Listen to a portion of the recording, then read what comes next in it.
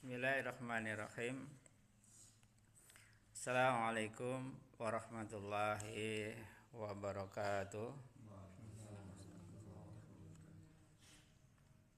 Alhamdulillahirabbil alamin. Asyhadu an la ilaha illallah wahdahu la syarikalah wa asyhadu anna Muhammadan abduhu wa rasuluh. Allahumma salli ala Muhammad wa ala alihi wa ashabihi ajmain. Amma ba'd. Jamaah subuh yang insyaallah dirahmati oleh Allah, mari kita lanjutkan pembacaan buku yang kemarin, buku Napa? Pahala Doaku Menjemput di Gerbang Jannah. Di sini saya akan bacakan risalah yang lain atau buku yang lain, yaitu yang berkenaan tentang fikih sholat kusuf atau khusuf, sholat gerhana bulan atau gerhana matahari. Karena kemarin kita lihat di di bulan September ini insya Allah ada gerhana, ya.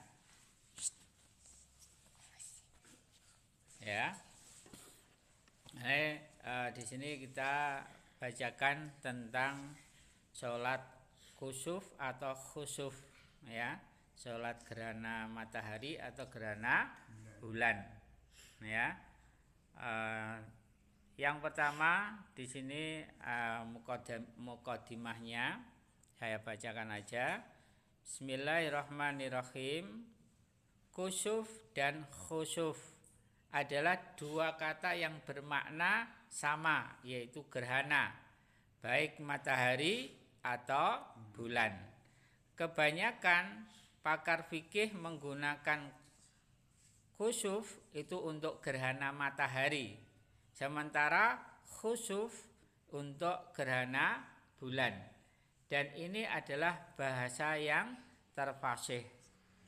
Kusuf matahari senantiasa terjadi di akhir bulan, sementara kalau khusuf bulan senantiasa terjadi di tengah bulan. Maksudnya adalah bulan Qamariyah. Sebab kusuf ada dua sebab, yaitu yang pertama sebab hisi, bisa diketahui dengan ilmu falak. Yang kedua sebab syar'i, yaitu Allah Subhanahu wa taala berkehendak menimbulkan rasa takut dalam hati para hambanya dengan memperlihatkan tanda kekuasaannya tersebut.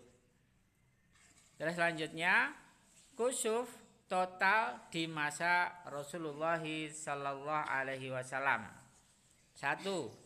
Terjadi hanya satu kali, yaitu kusuf matahari total, yaitu tanggal 29 Rabiul Awal 10 Hijriah di hari yang sangat terik, yaitu pukul 8.30 pagi. Yang kedua, terjadi saat Ibrahim putranya Nabi Muhammad sallallahu alaihi wasallam itu wafat, untuk meyakinkan untuk keyakinan jahiliyah bahwa khusuf itu berakibat wafat atau lahirnya orang besar, ya.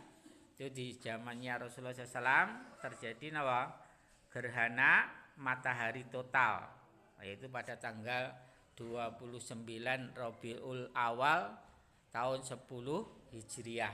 Nah, ini sama ini bulannya nggih bulan apa?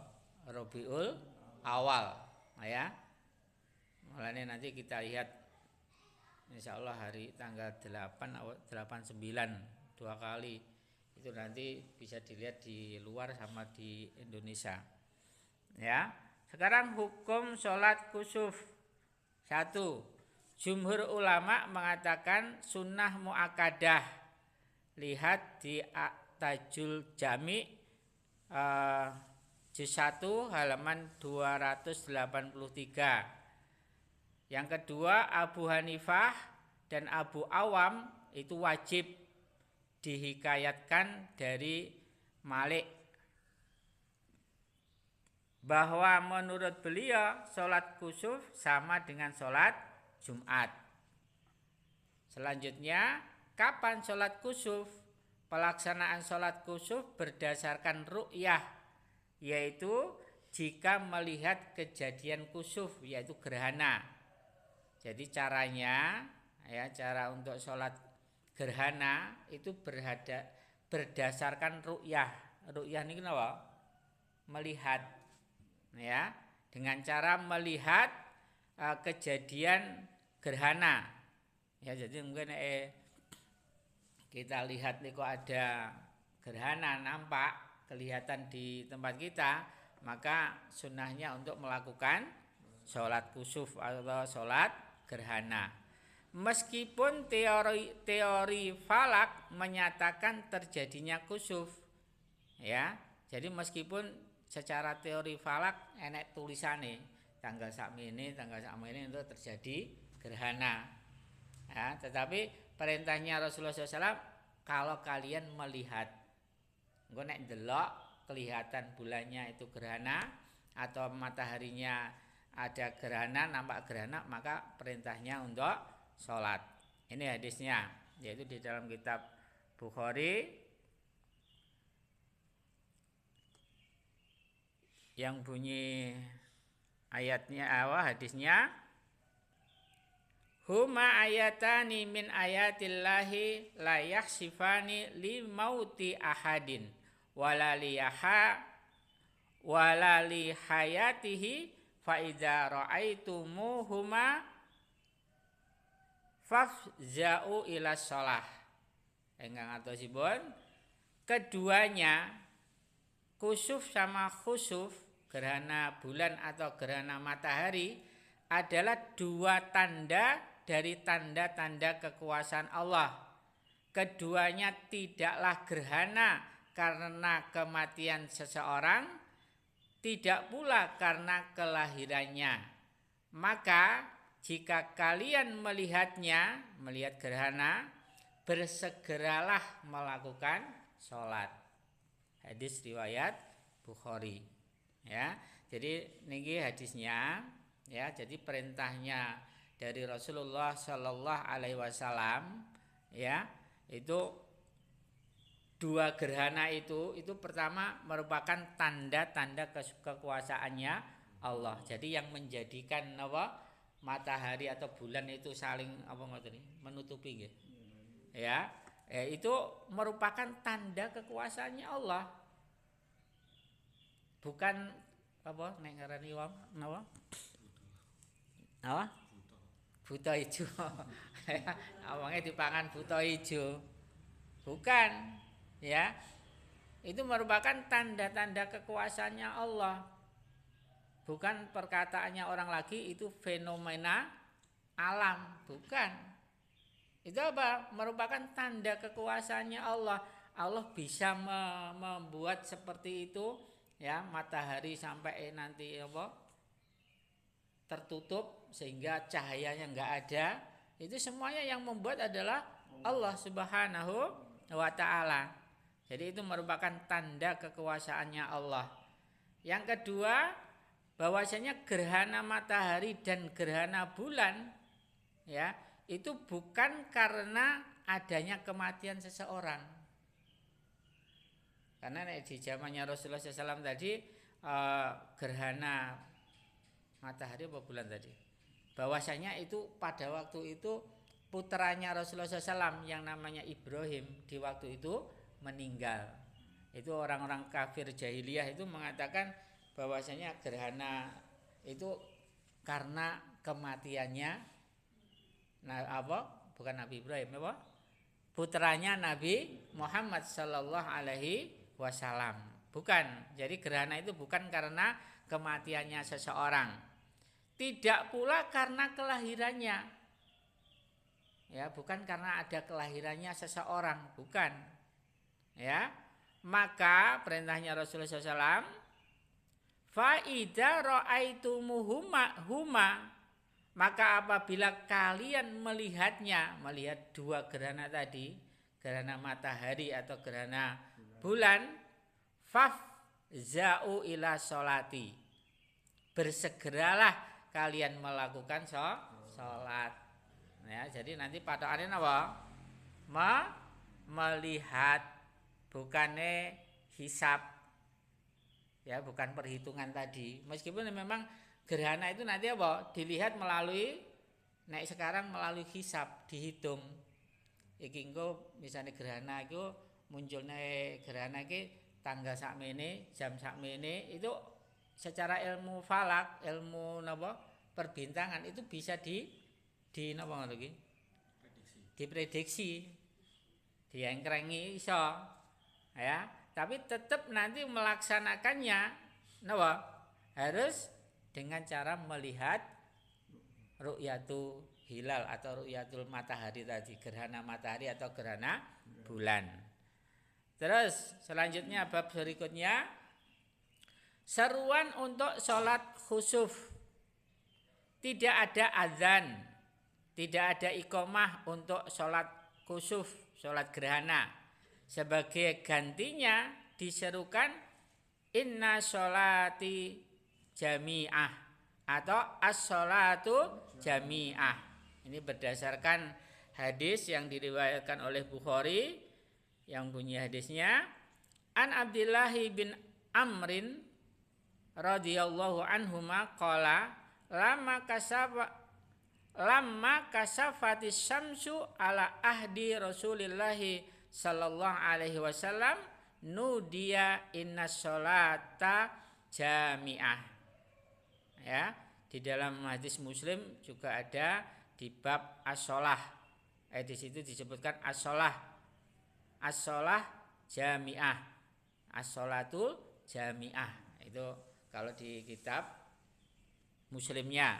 Kalau yang di Bukhari ada innanya. Innas sholata jami'ah.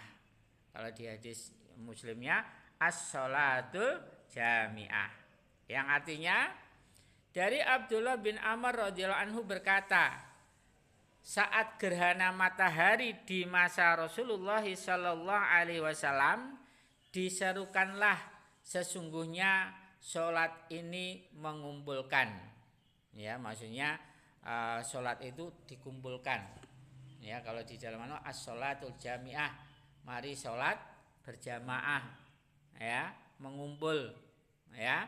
Itu jadi mungkin wonten ada gerhana matahari atau gerhana bulan, silahkan membaca inna sholatal jami'ah atau as-sholatu jami'ah, ya. Terus selanjutnya cara sholat khusuf, sholat gerhana. Ini hadisnya agak panjang, saya bacakan artinya mawon nggih. Berdasarkan hadis di atas yang serupa dengannya disimpulkan bahwa sholat khusuf atau sholat gerhana itu terdiri dari 2 rakaat dengan 4 rukuk dan 4 sujud. Berbeda dengan sholat biasanya yang rukuknya hanya 2 kali. Sebagai isyarat bahwa kondisi khusuf, yaitu sholat gerhana, juga berbeda dari kondisi biasa matahari atau bulan. Wallahu a'lam. Perinciannya sholat khusuf adalah pertama takbiratul ihram, jadi Allahu Akbar. Yang kedua doa iftitah, membaca doa iftitah, terus membaca surat Al-Fatihah, terus membaca surat panjang sekira surat Al-Baqarah.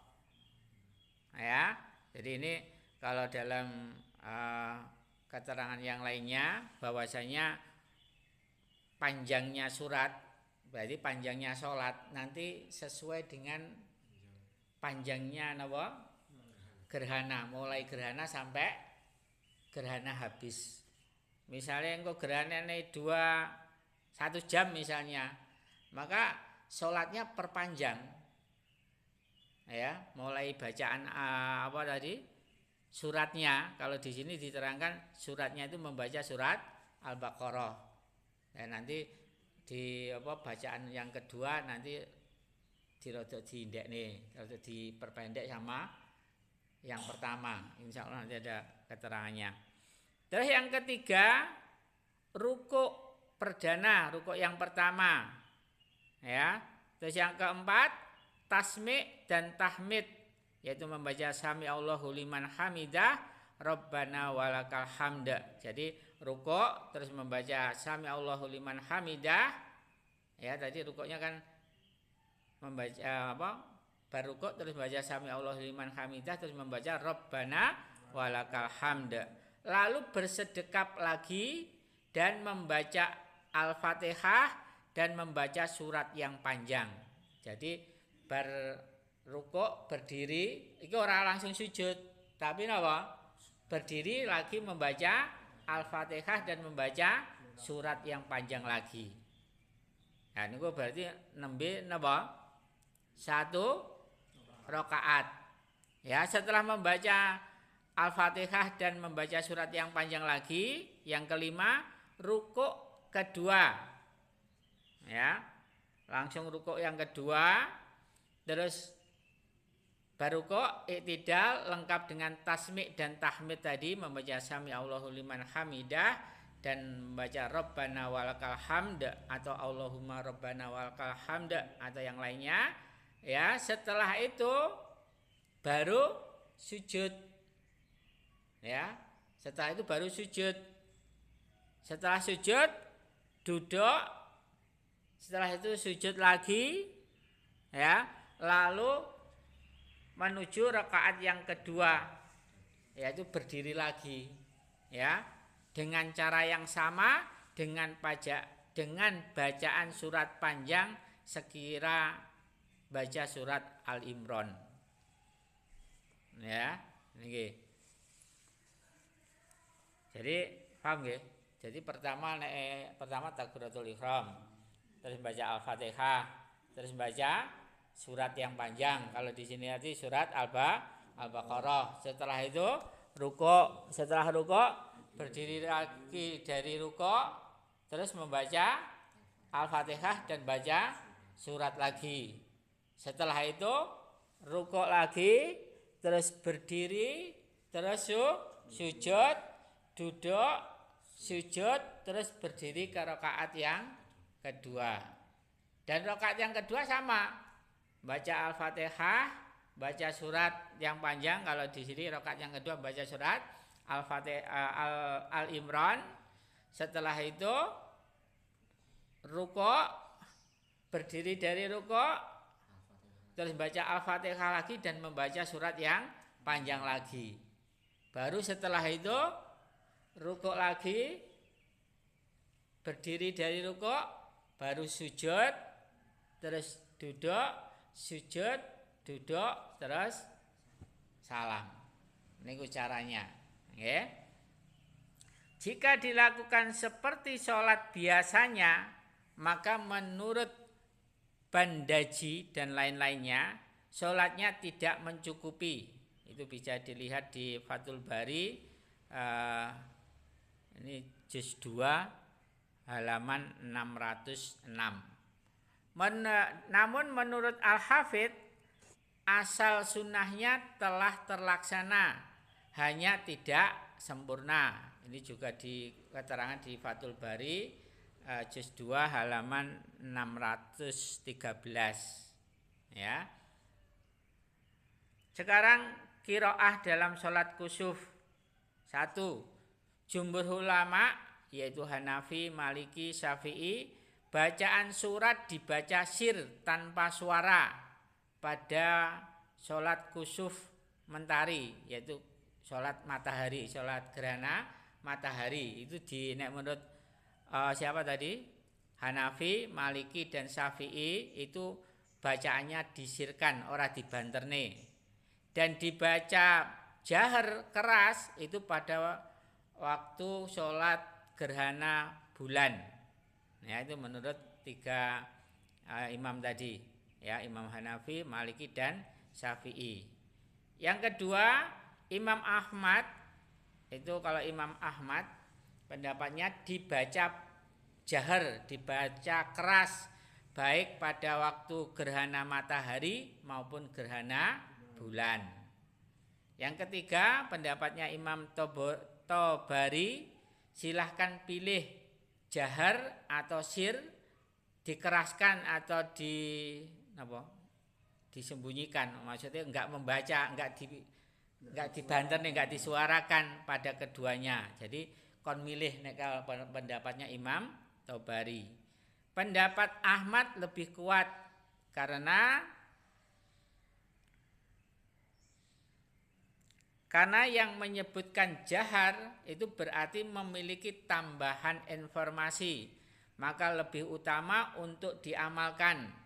Ibnu Arabi berkata lebih baik jahar, dibanterne, dikeraskan, karena sholat ini mengumpulkan banyak orang. Demikian dijelaskan di dalam Fathul Bari. Ya, jamaah subuh yang insyaallah dirahmati oleh Allah. Mungkin sementara itu aja. Sebenarnya masih ada beberapa. Insyaallah lain kali kita lanjutkan karena kalau bisa kita mengamalkan suatu amalan itu tahu ilmunya dulu, ya. Mudah-mudahan nanti kita kalau sudah tahu ilmunya, kalau misalnya ada gerhana, maka mari kita melaksanakan sholat gerhana. Mungkin itu aja yang kami sampaikan. Apabila ada kekhilaafannya, saya minta maaf kepada Allah. Astagfirullahaladzim.